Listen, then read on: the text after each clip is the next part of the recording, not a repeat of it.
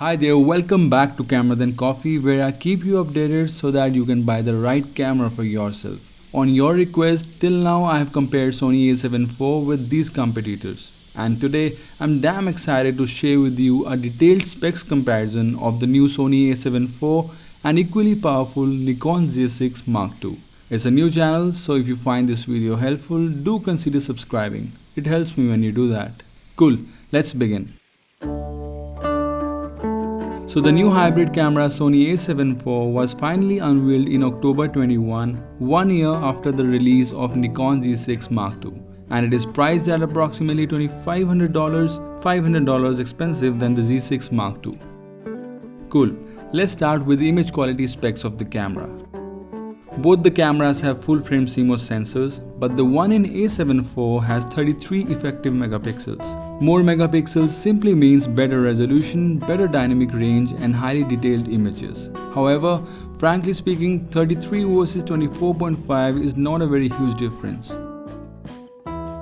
Moving on, both the cameras are powered by their latest processors, but Z6 Mark II has 2x speed 6 processing engines. Better the processor, better is the buffer capacity and overall speed of the camera.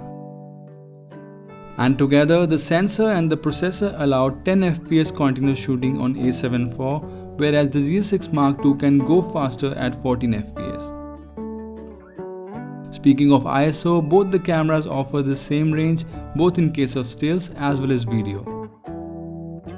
And also in case of shutter speed, we can see the same story. But Z6 II allows you to extend the shutter speed to 900 seconds in M mode. Next up is autofocus. Both cameras houses advanced hybrid face detection and contrast detection AF system, which is one of the best and allows smooth and confident continuous focusing in all recording modes. But if we talk about numbers, where a7 IV has 759 face detection and 425 densely positioned contrast detection points that covers approximately 94% of image area, the Z6 II on the other hand has 273 AF points with 90% coverage across the sensor. And during nighttime photography or in low light situation when the light is not in our favor, the Z6 II moves slightly ahead of a7 IV as it claims to focus down to light level of -4.5 eV, which can also go to -6 eV if we enable low light autofocus. On top of this, eye, face and head detection on both the cameras is really good, which ensures that the shots are sharp and in focus. In addition, we also get real-time tracking on both the cameras that works on humans, animals as well as birds. Now let's talk about the body. Looking at the dimensions of both the cameras, a7 IV seems to be both smaller and lighter than the Z6 Mark II. But if we talk about the width of the camera, Sony a7 IV is slightly thick as it houses a heat dissipation structure that allows it to shoot 4K videos for a longer period of time without overheating. We'll talk about it later in the video. Good for creators, a7 IV has an articulating touchscreen which is really helpful when taking a high angle or low angle shot and obviously when you're vlogging. And Z6 II on the other hand has the classic tilting screen. But one thing I must share is that the screen on Z6 Mark II is a bit bigger and has 2.1 million dots, which elevates the brightness and crispness of the screen. And yes, both the cameras have identical electronic viewfinder.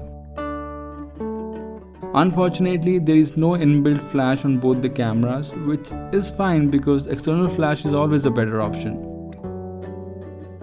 One really good thing both the cameras have is that they allow SD card as well as CF Express cards, which helps the camera deliver faster writing speed and better buffer capabilities.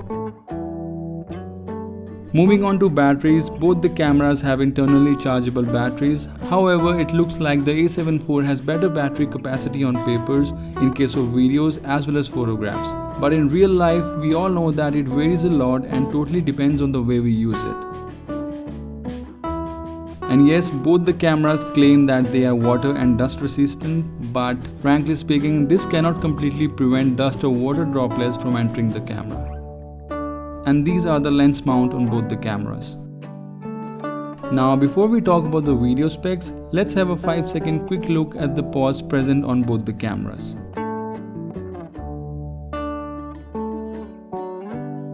Cool, now comes the video specs. Both the cameras allow UHD 4K up to 60 as well as 30p, but in case of 60p, we'll have to experience 1.5x crop.